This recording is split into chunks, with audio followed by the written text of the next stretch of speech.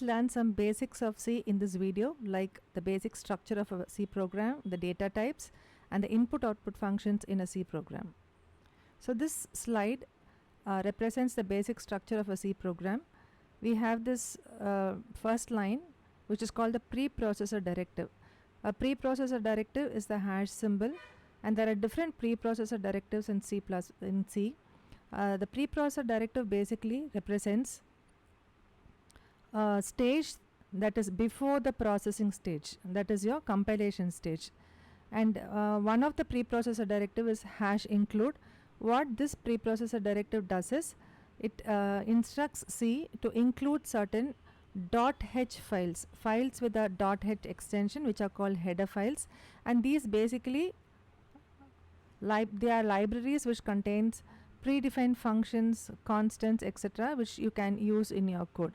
Now there are the predefined functions, predefined library files which come with a .h extension. Along with this, we can also create our own user-defined header files also. When you have the standard header files to be included, we use this notation of angular brackets. When the user creates his or her own header files, the notation will be to include that within double quotes.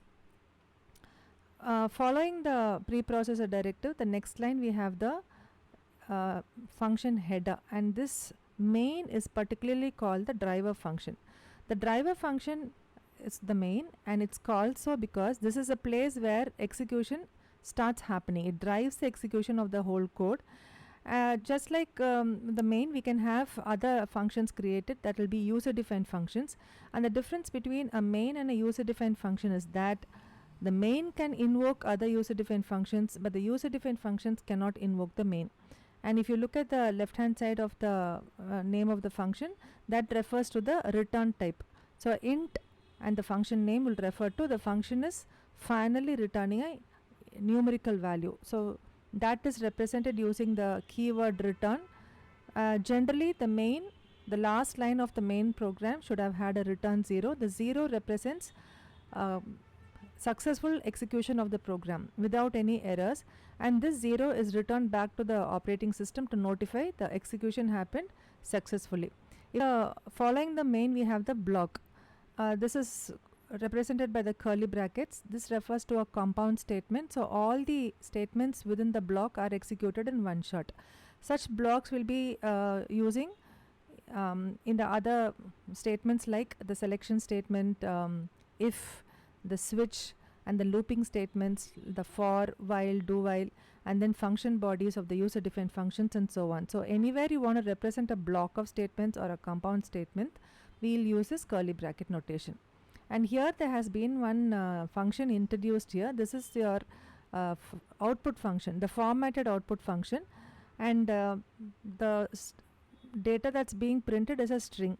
So string is enclosed within double quotes, and the /n is referred to as a escape sequence character. So when a /n is encountered, the print would have caused the cursor to come to the next line, from where the subsequent displays will be happening. And in every C program, the line terminator is mandatory, so every line has to be ended with a semicolon. So this should be a basic structure of a C program. In C, every variable that's being used, unlike in Python, any variable that's being used should be first declared, and a variable is defined as a named memory location. So a memory location that's given a name. Every memory in the computer's memory, every location is going to be identified by an address. But to work with the address is difficult because it will be one big hexadecimal value. So to make it easy for the user to work, we are going to represent the memory location through a name, and that is what is a variable. So memory location can be referred to either by a name or by an address, and referring to a memory location using a name is called a variable. And before any variable is used, it has to be declared, and the syntax of declaration is the data type, what that variable has to hold, and then the name of the variable. So once this is declared, through the rest of the program, that variable can hold only that kind of data. Unlike in Python, where it's dynamic typing, the same variable can be used to store elements of different data types. In C, the variable that's declared prior to its usage, whatever data type is indicated in the declaration, that variable is supposed to store that kind of data only. And talking of data types in C, you can broadly classify them as the fundamental data types, which will be int, float, double and char for representing characters. And from the fundamental data types, we can derive certain data types called the derived data types, under which we have arrays, pointers and functions. And then we have the user defined data types as well. So where the user can define a set of variables to be whatever data type they want and call it by a name. We'll look at examples of these also. And under user defined, we have the struct, union, enum and typedef.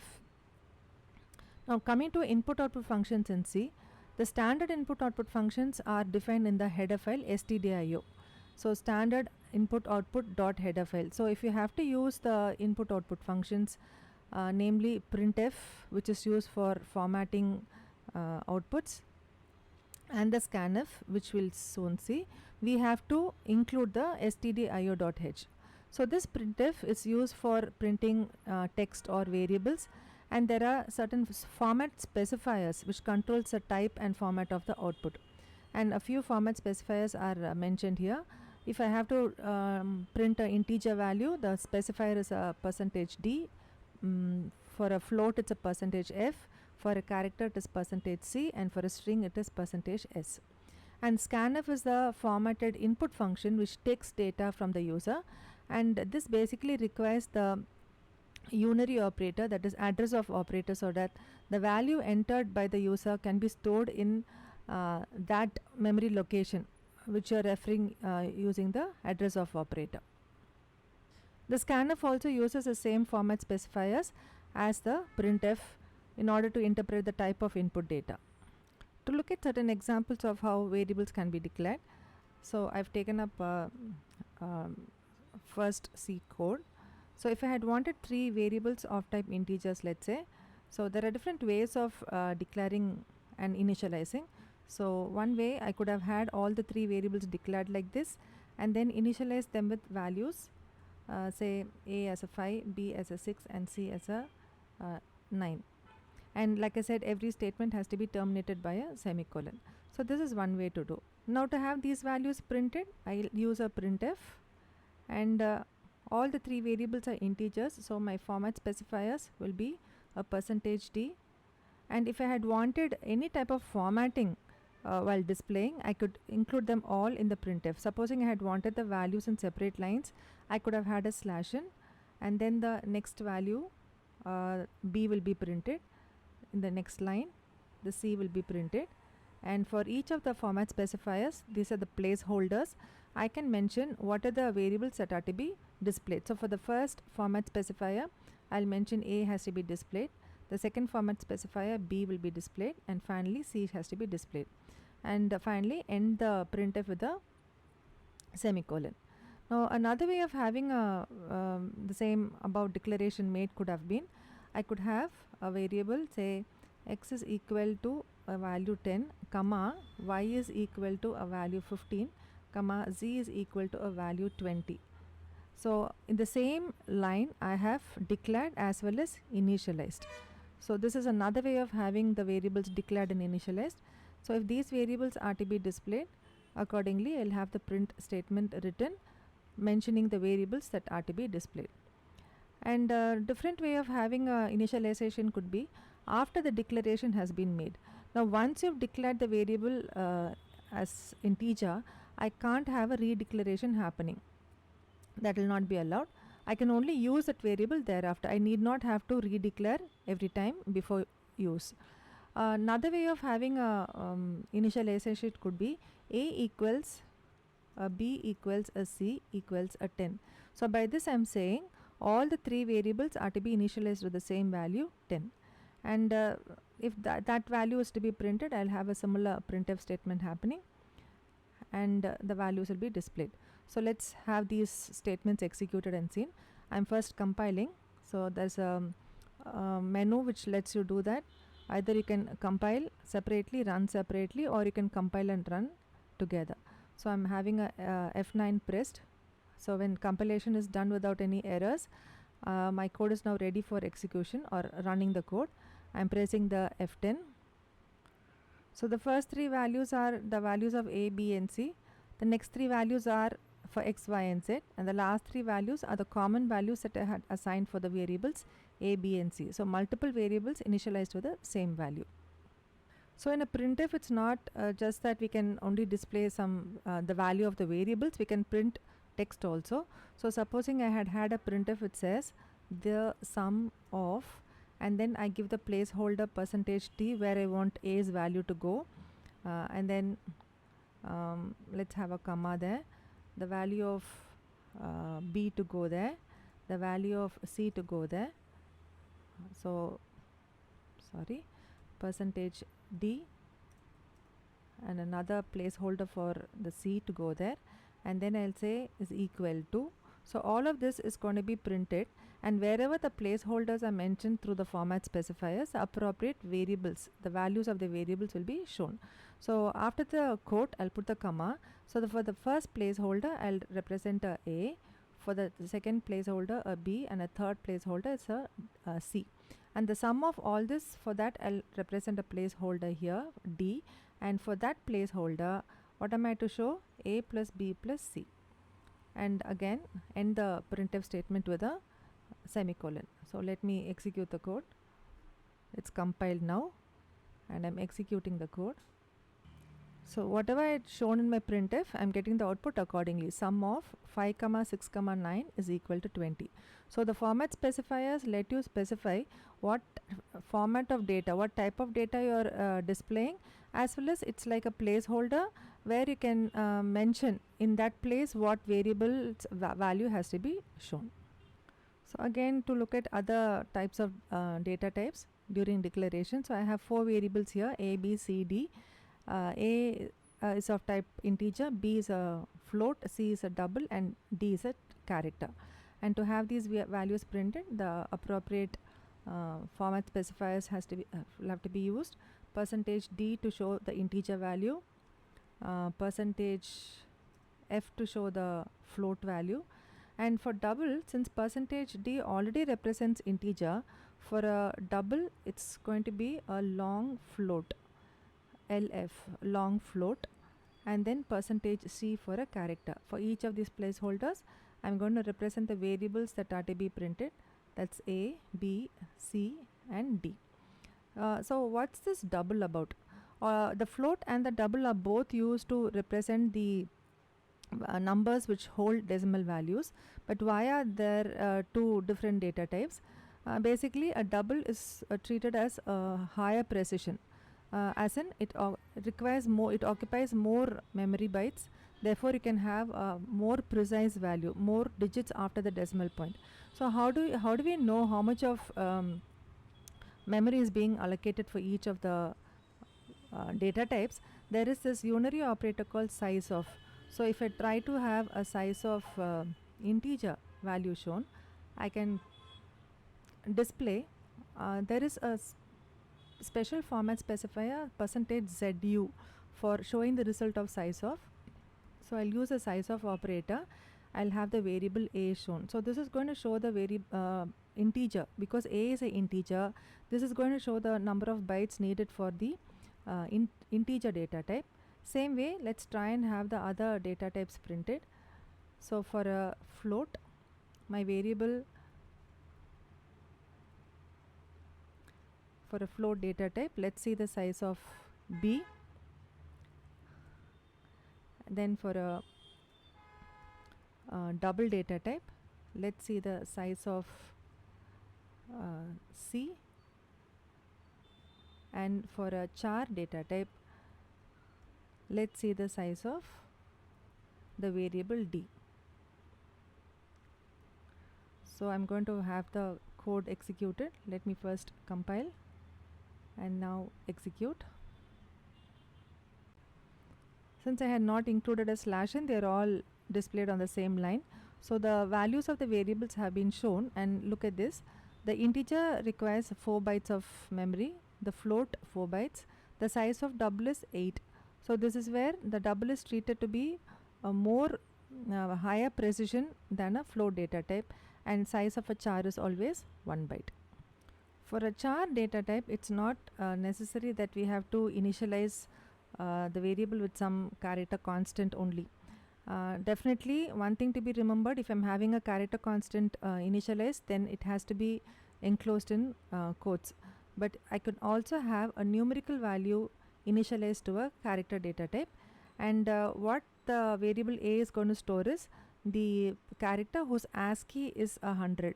So that we can display using the %c and the value of a. Now this value of a will now not show 100, but the alphabet whose ASCII is 100. Let me compile.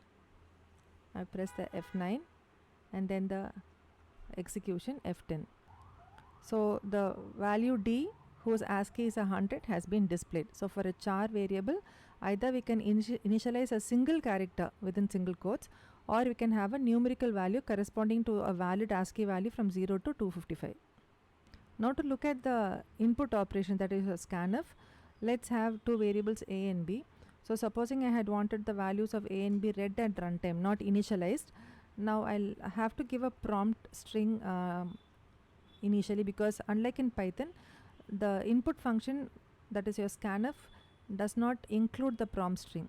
So a prompt string as to what the user has to enter has to be separately first shown using a printf. So let's say the first number has to be entered. So much will be displayed through my print, and then I'll have the scanf shown like the format specifier, and following that will be the address of operator and the variable for which I want to read the data. And then my second value can be accepted. I'll give a prompt string accordingly and read the value for the second variable using %b. So with these two data, if any operation has to be done, that can be shown again as a printf, the sum of one placeholder for a's value, one placeholder for b's value, and then if I want to store the result of a and b in a variable called sum, then I'll have sum to hold a plus b, and at this point for the first placeholder I'll show a, second placeholder b, and for the third placeholder it will be sum, and finally terminate with a semicolon.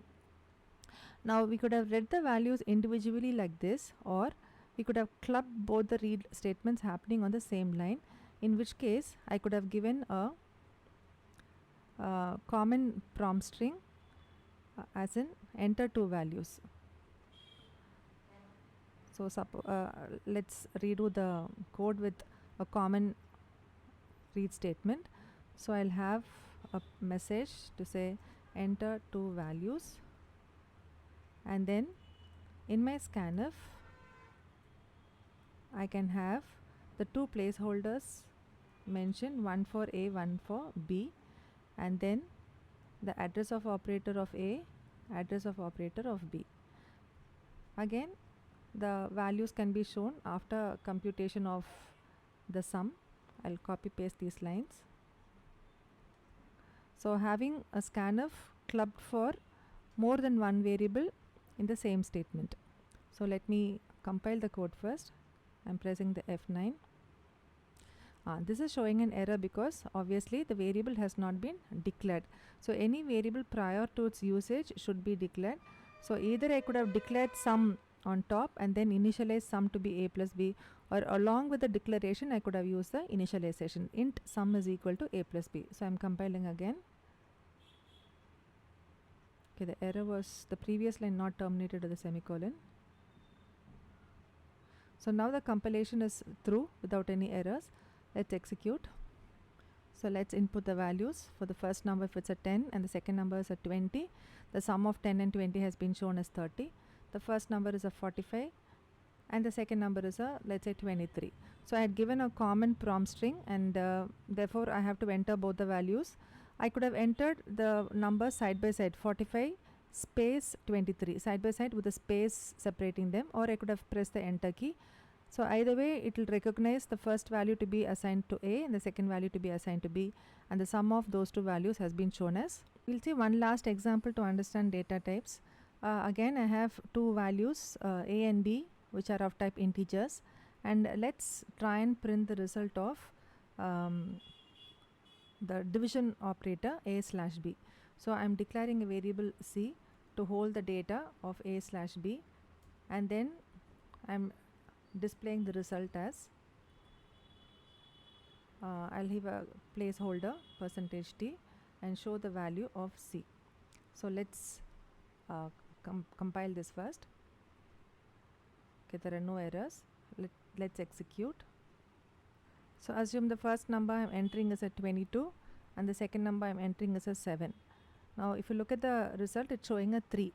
Now that's because my A is an integer, B is an integer. I'm storing the result also in an integer. Unlike in Python, where the slash operator will always by default retrieve a floating point value, here the int by int will result in a int. So if I had wanted a floating point value, I must have altered the data types. So let's go back and change the data type. Supposing my C has been changed to be a float. Let's see the effect of this, and because it's a float, I should have had the format specifier %f. So I've made some changes. Let me compile first. F9, compilation is through, execution F10. So the first number I'm giving is a 22, the second number is a 7. So you'll notice the result is still a 3, but because I have declared C to be a floating point data, it is showing the answer as a float data type. But in any case, the calculated answer is truncated to a 3. So what if I had wanted the decimal value also to be shown?